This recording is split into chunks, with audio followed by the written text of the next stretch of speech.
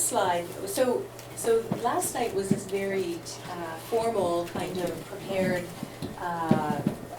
every word figured out kind of presentation. This will be very different. So this will be more like an artist, we used to call them slideshows, so for an artist presentation, which is much more informal. I'm going to go through the slides really quickly. For any of you who were part of SIVA or remember SIVA, we used to do something at the end of every night called the Late Show, and everybody, because it was a whole conference of artists, got 5 minutes, and you could fly through your slides in 5 minutes. And it was amazing how much you could understand about an individual and how the conversations flowed once you saw their work. So all the visual people here, I wish I had thought of this before. We could have done kind of something so that you could have shown your work, and then we would really have a way of speaking with one another, you know, that avoids the superficialities and really gets to good, important conversations. But I know not all of you are practicing artists, and so that probably wouldn't have been a good thing to do. But in any case, so that's what I'm going to do here. It'll be a little more informal. The first slide was basically, talking about that apophatic epistemology, that you don't work because you figured something out. You work and it emerges out of the process of making. So the active practice of making is generative of new knowledge. It is not reproduction. It is not, Suzanne Langer is phenomenal, negotiates insight. Her book, Feeling and Form, talked about art is a way of manifesting emotion, which is super important. But she also said more radically, art negotiates insight, gives knowledge to people that they hadn't had before through the art-making process. But the thing is, it also happens for the maker. The maker has little idea, if one is honest. As one launches into the unknown, that's where the best work is made.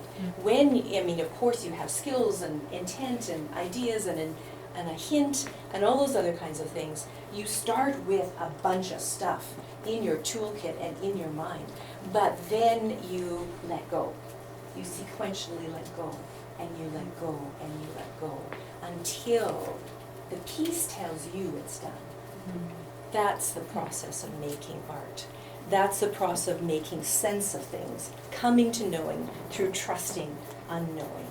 And so for 40 years I've been doing this, probably more, 45. And these are the themes or the curiosities or the questions that I've been asking. And so embodiment, I'm calling it now vibrant materialism, because a couple of years ago I read Jane Bennett, Vibrant Materiality, and I thought, whoa, this is exactly how artists think. And my students read it and they say the same thing. So this sense that, much like the 4th century mystics, the world is charged with the grandeur of God. Suzanne Langer is looking at garbage on a sidewalk, and she's seeing it charged with presence and with material meaning. And she's theorized, and this has been taking kind of the academic world by storm in recent years. But artists have been doing this for a long time. It's all about materiality. So that was my second real big investigation. Liminality, the liminal zone, the threshold zone between one way of being and another way of being. Liminality is kind of a common word now. When I started using it, it was like, this word explains everything, kind of an aha moment for me, and it is like that. The rite of baptism celebrates a change, but the liminal moment of interiority of the change is a liminal moment. That's the movement in the soul that shifts and transitions between one way of being and another way of being. And the in-between space is a scary space, because you've left one identity behind and you don't know what the new identity is, and so it's terrifying. And you feel ungrounded. But that is also moments of extreme creativity and fecundity, and if one can have the courage to hold on to it, it is a moment of huge teaching, requiring listening. signifying signs. Of course, all, Lacan and Saussure and all kinds of people, the way we understand language, we're constantly negotiating signs, and that translates into visuals beautifully in the juxtaposition of signs, which mean something in order to make meaning. So just think of how we're doing that all through our lives. We're negotiating traffic signs, we're negotiating media, we're negotiating stock market reports, we're negotiating tattoos, which signify gang leader membership. We are negotiating or uncoding signs in our life constantly. And it's in this collision of the signs that Lacan says that meaning is made. And there used to be all kinds of, this doesn't go along with what Christians think, and sort of like, really? Do you think that God is so small that God can't figure out, or God can't negotiate or use this collision of sign? No, this is just a deepening of our understanding of how communication works, and we're theorizing it in new ways that are making sense in the present day, where we are looking at toothpaste commercials side by side with footage of war and footage of climate change. So we are negotiating, and in the collision of signs is where the meaning emerges. And then material semiotic entanglements, that's a nod to Donna Haraway, of course. Material means something, and we are all entangled and in a symbiotic relationship with everything else. If you pull on one string, it leads you to all kinds of other things. So you've probably heard the term wicked problems, and wicked problems are the big problems like climate change, where you pull one string, it seems to get tighter as you try and unravel it. And so everything's kind of web-like connected. So the big word is connection. And Wittgenstein was very keen on this. He used the word connection, but used an X instead of a T, because he believed that everything was about making connections. And so my current curiosity or question is, how do we really forge a reorientation, asking how do we cultivate intimacy with the earth, which is Thomas Berry, not Wendell Berry, but Thomas Berry, who predated Wendell Berry, and who, that was his question, and he said that was the big work of our age, to relearn intimacy with the earth. So I'm going to fly through all these slides and kind of show you, and there'll be a marker of embodiment, and then a whole pile of slides which are basically about the internal experience of prayer, and so on. So I'll kind of signal the theme, and then we'll fly through a bunch of slides, and we'll get, the last project is the walking project. And at a certain point, you're gonna probably have to cut them off. And see how far we get. We'll just poke. Okay, so that's the tree that I drew when I first came to Vancouver. It is a tree on West 10th, and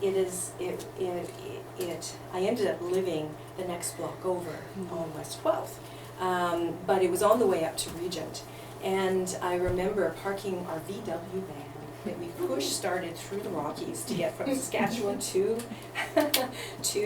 BC. Totally poverty-stricken students that we were, and parked on West Broadway and drew that tree. And it was, of course, a tree with some of its, branches severed off, but it was also a torso. Very definitely a tree torso. And you'll notice the contrast with those planes of graphite and those crisp edges and that kind of portal-like compositional movement. So drawing those silent planes on either side of the tree was super important, very meditative, very, very time-consuming, just basically tickling the page. And this very, very slow, and I was usually listening to Byzantine chants or something, and sort of, or Hildegard of Bingen, and just like literally hours and hours of just immersed in in it. So the paintings that I did subsequent to this were 7 feet high and 3.5 feet wide, and they were paintings of trees that were a little bit more torsos. But of course, because it was the 1980s, it was sort of in this sort of gestural, abstract expressionist influenced series. So it's the Requiem series. Each of them, the first one is Agnus Dei, Hidden Wholeness is from Thomas Merton. The titles were often indicating what I was reading. Kyrie Eleison, Ash Wednesday, Small Red Cry. I was in Lauren's creation theology class at this time as I was doing this work. And then for his class did that creation narrative. And that's why it ended up at Regent. Yeah, and so embodiment was, my theme. So the figure-ground relationship, embedding the figure literally into the ground and layering the ground with gold. So in the Byzantine era, the gold was in the sky was a realm of heaven, that was the most expensive pigment, the only pigment worthy of representing God. But I was imaging, Lauren suggested I read Sally McFade, who was teaching at VST at that time. Right. And she was all about this feminist stream going underground and being connected with the earth. And so the gold went into the earth, and this was this transitional figure ground, river rising, feminist manifestation of Christ. And so I was also pregnant. So the imagery, so this body becomes a very potent vehicle of knowing, and then it becomes pregnant and becomes a cruciform image. And there's a baby curled up here, and then a little bit more visible, and then baby crowns, and then we have twins. And this was exhibited at the Richmond Art Gallery, actually, when I had just given birth to Amadea. And so that was 3 years after I'd had Daniel. And Regent got letters against, because I was somehow associated with Regent, there was death threats. So I should have my babies taken away from me because of doing this work. Yeah. What year was this? 1990 I had Daniel, and 1993 I had Amadea. So it was, it wasn't the normal, like most people said, oh, this is so fabulous, honestly. There was the overwhelmingly positive, but of course you remember that weird, unstable person who responds in this radically unacceptable way. But this work at that time was in some way shocking to some people, that you could image Christ as a woman giving birth. But the biblical text is filled with such visceral images. Had they never read the scripture? I ask. Honestly, it's all there, in the Old Testament and the New Testament. So so Celeste's twins, and this one's called Crown, and so fecundity, and so the second theme became vibrant materiality, and so these are some skins.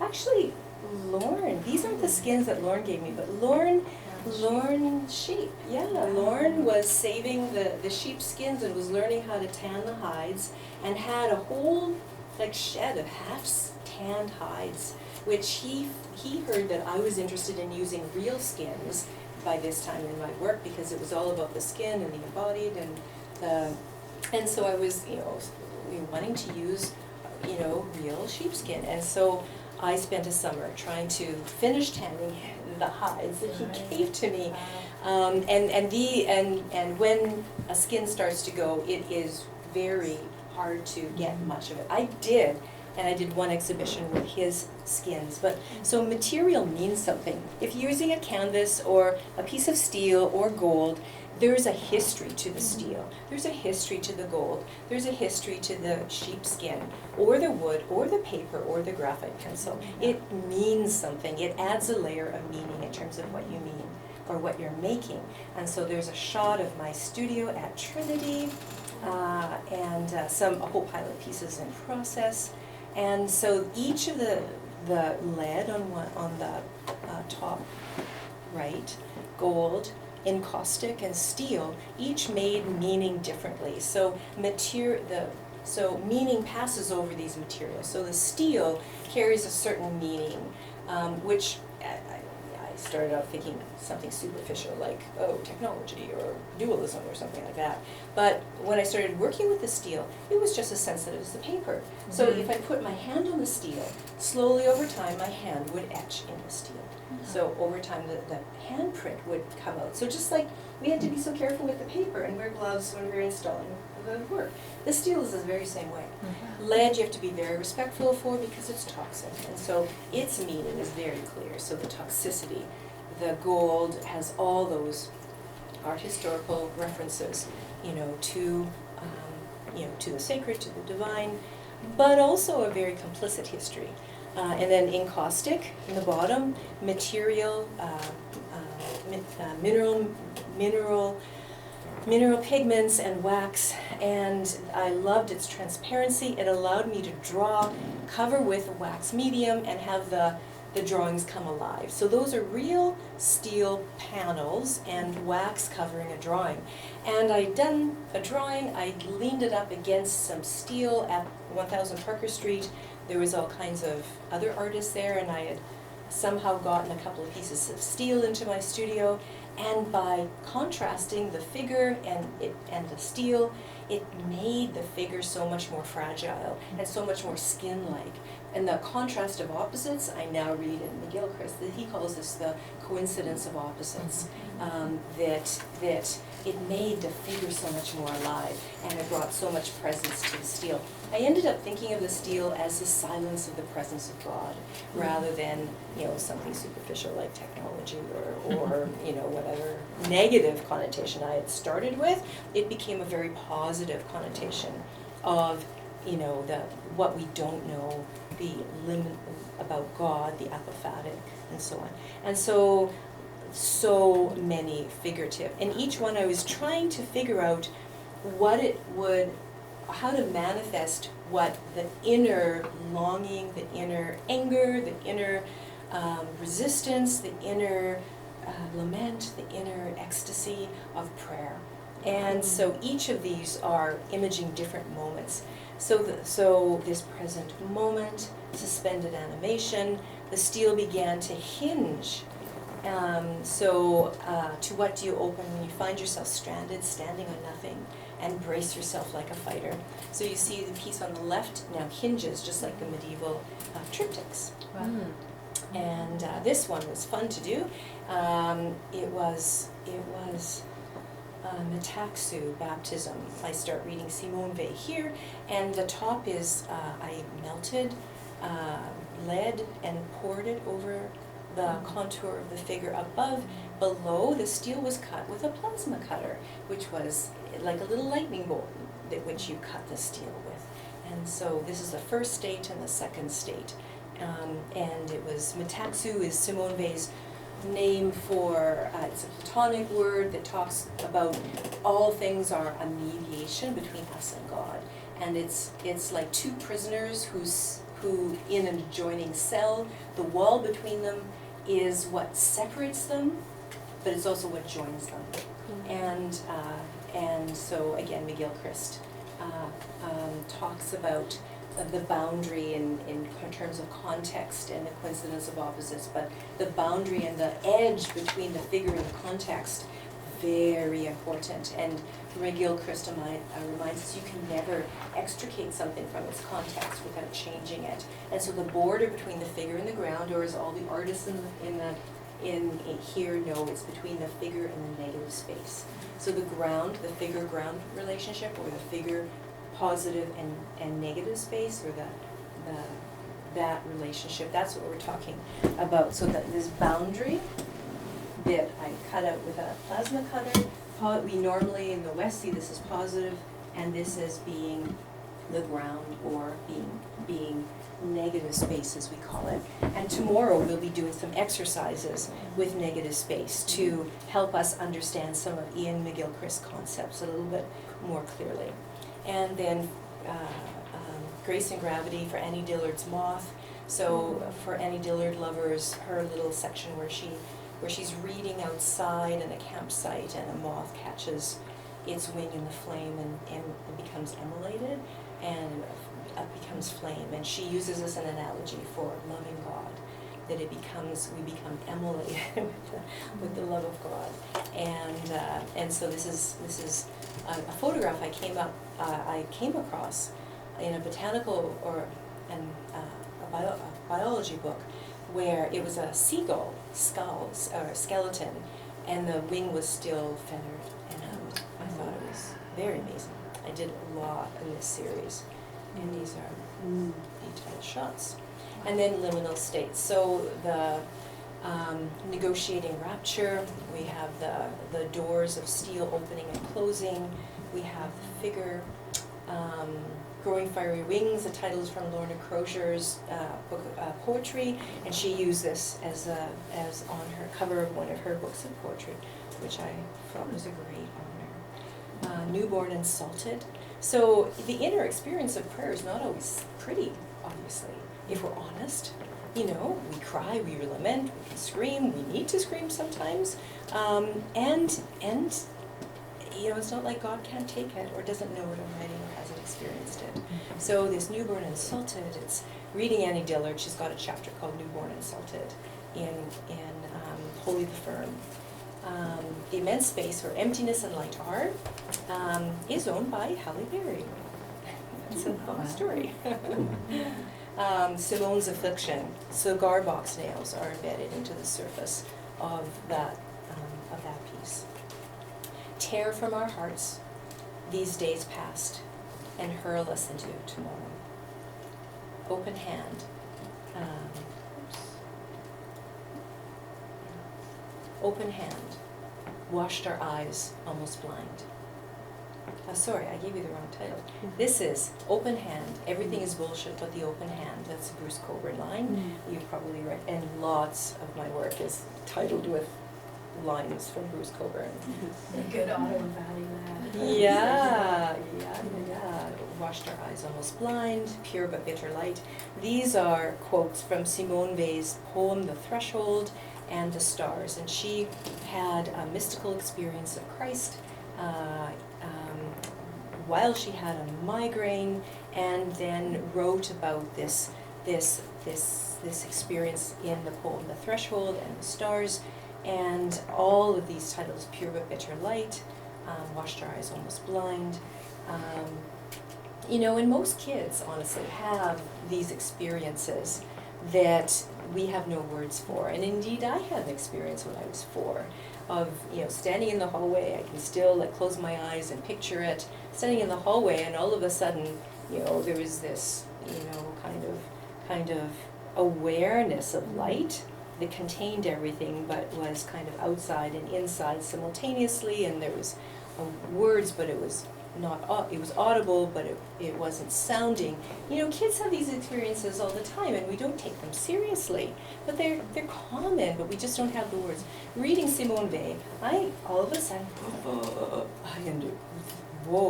I understand what she was talking about. And Wall of Breath.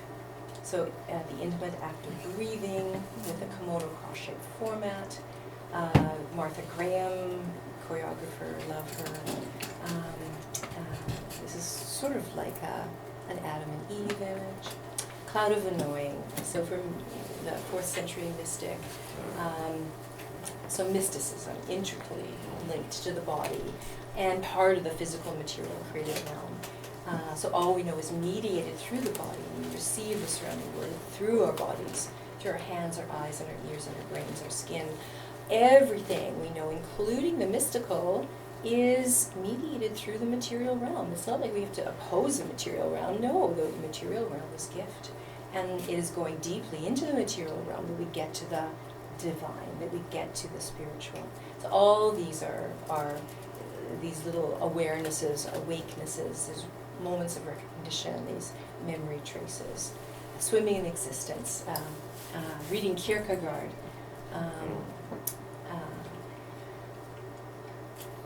I can, I'll get to that one in a minute. So this is Cloud of Unknowing. With great effort we remembered. Reading Kierkegaard, I can swim in existence, for this mystical soaring I am too heavy. And so all these falling figures. And Broken Alleluia. This was about the time of 9/11. Craning into the deer, reading Tim Lilburn's poetry regarding sightings of deer as being in intimations of the sacred.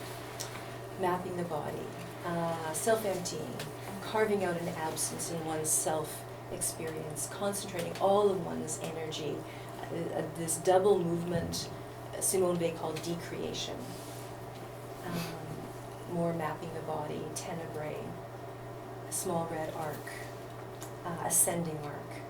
This wine we offer, 1 and 2, 3 and 4, only say the word. And all the Catholics in the crowd will say, and I shall be healed. And part of the liturgy, which honestly, one wonderful thing about liturgy is it gets into your bones and it arises in these most wonderful times. Break and mend. So this again is a female figurative, like kind of female. Well, no, she is female. It was a female model, but I drew into the steel with a Dremel tool, so drawing through the top edge of the hot rolled steel into the shiny steel, and then the middle part is on board with a little bit of gold leaf. Procession, so this was lament. So this piece, honestly, doing that drawing, I consider it one of my best drawings ever, because there was so much presence in that very simple line drawing. It was almost just an outline with just a wee bit of tone.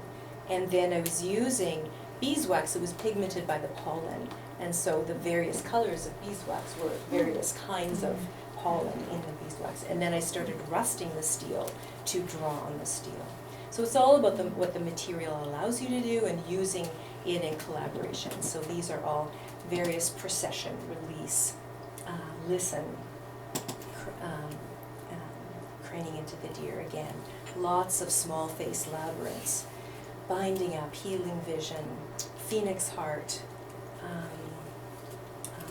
This is actually in my home. Being text and time. So reading Heidegger, this is one of his famous texts. So working huge with these long juxtapositions of Lacanian signifying signs. And each of these panels were 5 foot by 5 foot. So that's a 20-foot piece, and incorporating video onto the steel. So the steel is a great surface to project onto.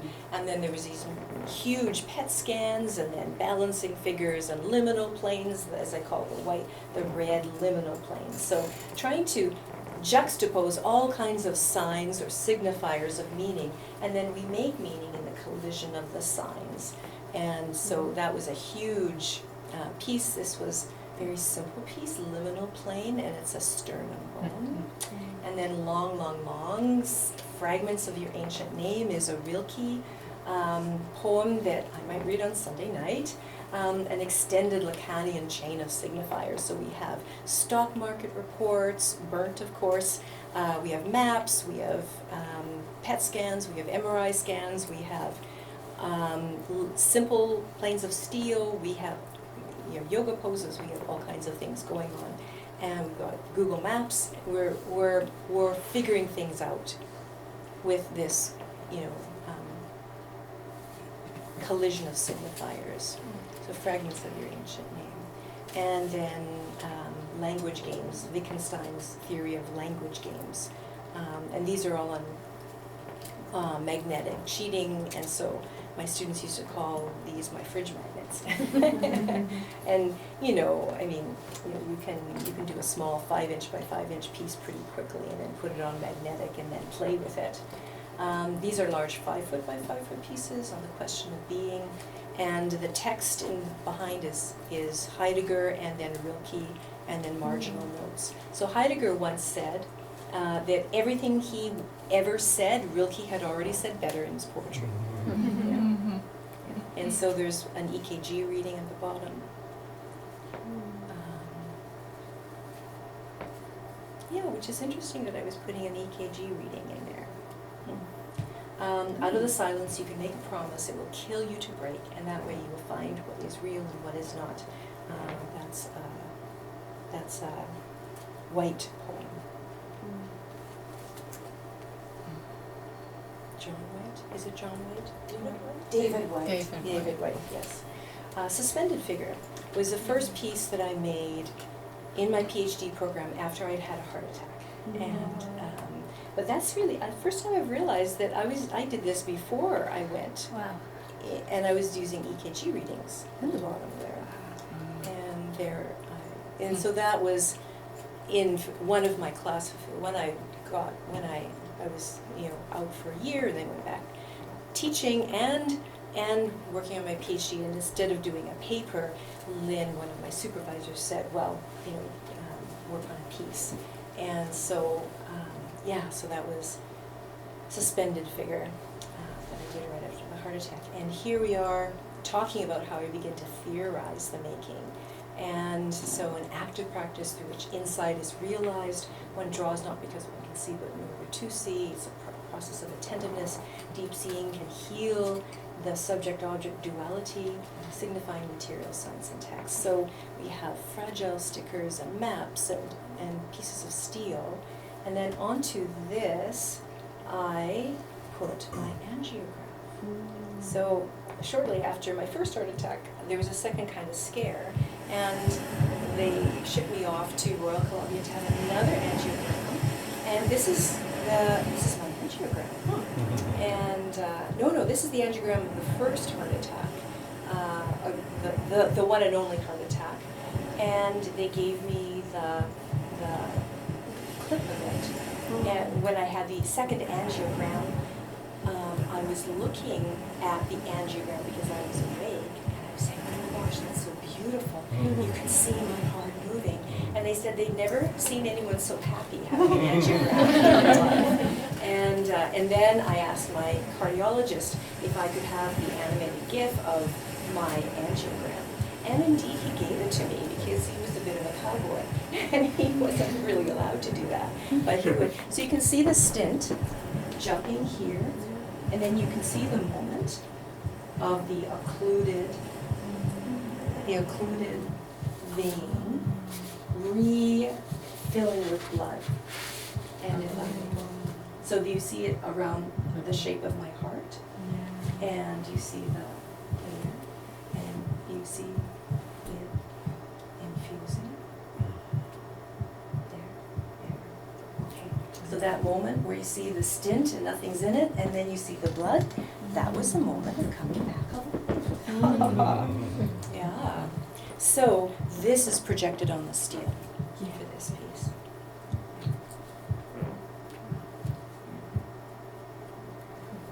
And so my dissertation was the chapters were the stop, because I had been stopped, right, by the heart attack. And David Applebaum theorizes the stop as, in order for something new to arise, one has to stop what comes before. And so this magnificent book, The Stop, was how I began to theorize the process of making and what it means and what value it has. And so paying attention, self-emptying, liminal flow, and waking up. And what I'm working on now in my sabbatical is taking this information and adding all the research I've done in the subsequent years and adding all the McGilchrist neurology, which backs all this up so fabulously. And so sort of taking that original manuscript and then adding all of the neurology that backs up the lived experience. So Laughing Medusa series came next, and so we have laughing figures and praying figures, and we're going to restore the myth of the Medusa, and I was lots of Sisu and lots of complexity theory and lots of fragments of me trying to figure things out, and then lots of, I guess this would be my Suzanne Langer period. There was lots of these figures in all kinds of, moments of extremity. And then this is a phenomenology of givenness, and so a lead ear and the lichen lungs and the salt and the liminal planes. And lots of different variations. And then skin boats, so at this point began to read Alana Mitchell. That was the deer skins that survived from Lauren Wilkinson. So I made this sequence, and it was lit behind. So there was a face here and fragments of face, and then there was salt, ocean water, tears and amniotic fluid in these bottles, and then on the shelf. And then this was a mask from an oncology unit that was made for a woman who had cancer.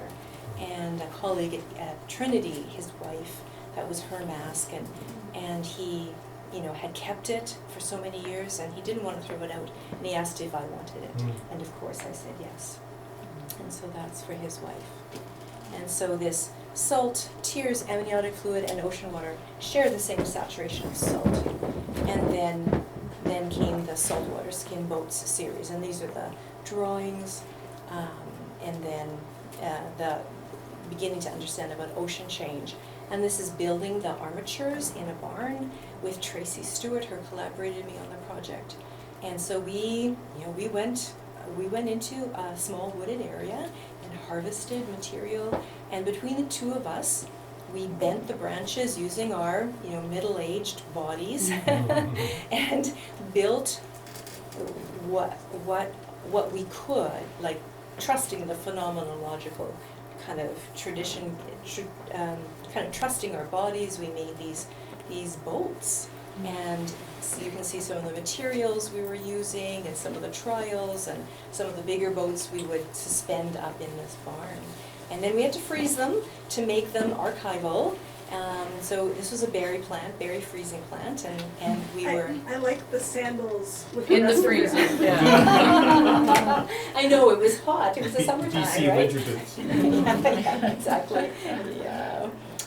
And so anyway, so you see and then we covered once they were out, they were there for a month, then we covered them with, what is it called?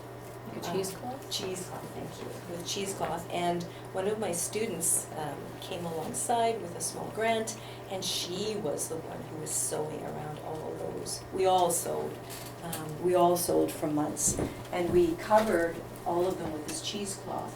But she started, at first we were just going to stretch it, but she said, she went like this. And then all of a sudden it was like the bones came alive.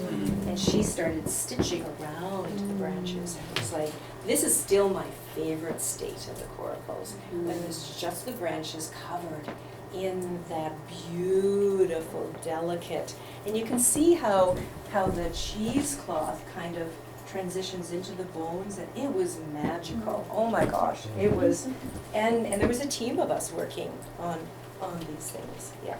Anyway, so there they are. Some of them were skinned with elk skin and hog gut.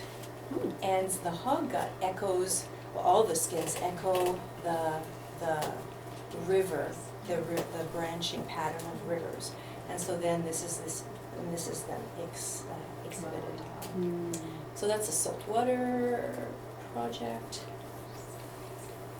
And then they're layered in scientific data and poems in this textual dialogue.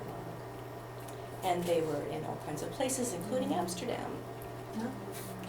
in the Wasserkirche. And this is us installing them. And then refugees sleeping under them. And then weather watching skins. New climate change icons. Weather watching, those are water samples from all kinds of places with unpotable water. And this was poems, sources, sounds, and mathematical equations, all about climate change. And little ones in murmuration patterns. And then one that Chelle talked about yesterday upstream, and this is the walking project on the watershed. And that is installed with the atmospheric river above and the didactic panels behind. And Alicia did an underwater video talking about intersubjectivity. And this was also a team project, and Tracy and I did the atmospheric river that we hung from the ceiling before we traced the path of the river. And then when it was up, this is when it was near in White Rock, but when we did it in Langley, we began to refer to it as the atmospheric river. And there's a soundscape, which, I don't know if I can quickly give you a taste.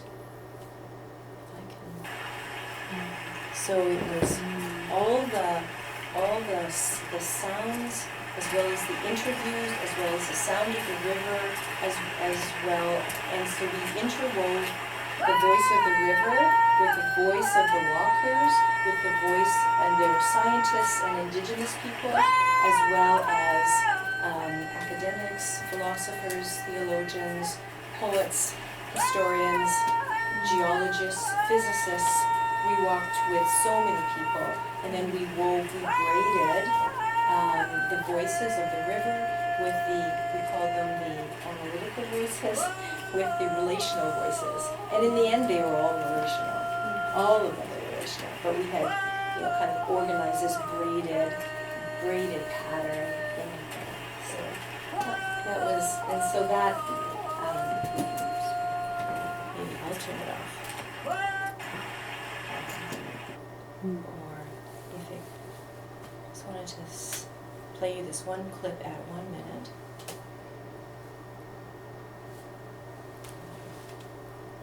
It's hard to get to 1 minute on this. Yeah, that's what tricky. Okay.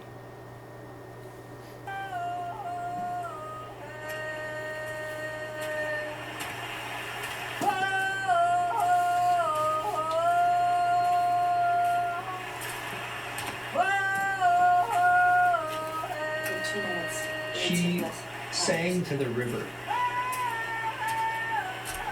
This is a historian who's Chelle, who And teaches a training. in that exchange of her and the river, I moved from being a voyeur, an observer, to being a participant. And it changed my heart. She created that space. It was incredibly courageous of her to do that. But to me, that song enabled me to imagine a different kind of world. And I found that incredibly hopeful.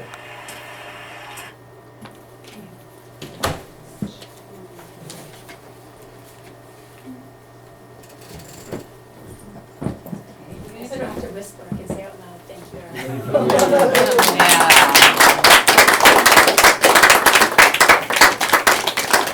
Would you like me to turn the lights back on? Yeah. Okay, so everyone, this is your warning, shield your eyes. Erica has given us a bunch of images that either some of you will be able to call back up to my side. Others like me will just be able to remember and hold the memories of that. I am going to give us a couple notes to prepare us for tomorrow. Chelle's going to run and get Danny Kay. Oh, Danny Kay is right there. Names tell us so much about people. Danny Kay is the name of Chelle's violin. I think you have to be at least as old as me for that. White Christmas, right? Yeah, and Yeah. yeah. So So you can have to be as old as Amy too. That's right. To mean something to you. Yeah, we had all sorts of kids songs. Danny Kaye singing kids songs on records. When I was a kid. Those are these like fine guys. Tomorrow morning, welcome to arrive anytime from 8:30 on. Yes. Coffee will be on. Muffins are available. And please, if you arrive in time to sit and chat, to keep your ear attuned for Jeremy's saxophone to pull you out of those conversations and up here in time to kick off. And I am, if you can hold some of some of Erica's images in your head, maybe even in conversation, some of the music that we just heard, some of the singing that we just heard, with what Chelle is about to play. I'm going to read something and invite you to hold that too within your head, and yeah, hold that, allow that to create space for the music Chelle will then play for us. The team today said that we had one major complaint about last night. And that was that Chelle's music was too short. And so, and so And for we didn't those, see enough of Erica's art. yeah, no, not, we're gonna be dipping into both of those Yeah. things now, both those things now, yeah. When Chelle is done playing, consider that a prayer, a blessing, sending you off into the night. Feel free to sit for a while if you want, or just walk out. But I'm going to invite you to keep this space as a quiet space after Chelle's done playing. So if you want to chat, head downstairs. Go chat downstairs. And actually, we want to talk more about Erica's piece that is downstairs, and we'll talk more about that tomorrow, the piece that we saw last night and glimpse of today. With that in mind, one more housekeeping note there. Erica's piece is in the hallway. We're going to ask you to consider the hallway a gallery for the weekend and not a hallway. So if you need to get from the front door to the kitchen or to anywhere in this part of the house, can you go through the dining room instead? Just to keep that as a gallery space and a space in which to be careful around the work of art, but also allow it to be space for others to be with that piece of art. I'm going to sit while I read this. Have I missed anything crucial for tomorrow morning? No. Sleep well. Sleep well. And this short passage I'm going to read here is extended part around the quotation that Erica gave us last night from George MacDonald.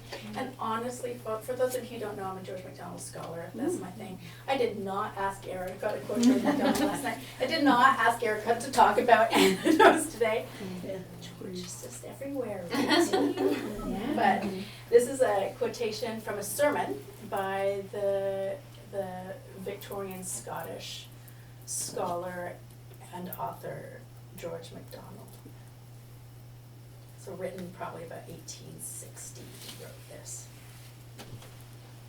The very thought of water makes one gasp with an elemental joy no metaphysician can analyze. The water itself that dances and sings and slakes the wonderful thirst, symbol and picture of that draught from which the woman of Samaria made her prayer to Jesus. This lovely thing itself, whose very wetness is a delight to every inch of the human body in its embrace.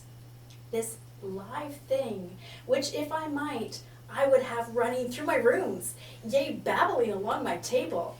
This water is in its own self, its own truth, and therein a truth of God. Let him who would know the love of the Maker become sorely athirst, and drink of the brook by the way, and then lift up his heart, not at that moment to the maker of, not at that moment to the maker of oxygen and hydrogen, but first to the inventor and mediator of thirst and water, that man might foresee a little of what his soul may find in God. If he become not then as a heart panting for the water brooks, if he become not then as a heart thus thirsty, let him go back to his science. Let him go back to the husks of his science. As well a man think to describe the joy of drinking by giving Kirstin water for its analysis, as imagine he has revealed anything about water by resolving it merely into its scientific elements. Let a man go to the hillside and let the brook sing to him until he loves it, and he will then find himself far nearer the fountain of truth than the triumphal car of the chemist will ever lead to the shouting crew of his half-comprehending followers. That man, that person, will draw from the brook the waters of joyous tears, and thus worship him that made heavens and earth and the sea and the fountain of waters.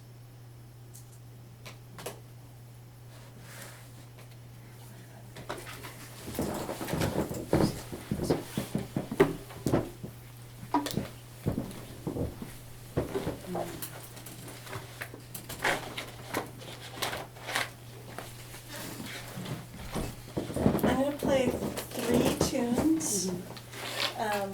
Feel free at any moment to suddenly leap up and leave if you'd like, or just allow the music to be what it is. So, no judgment.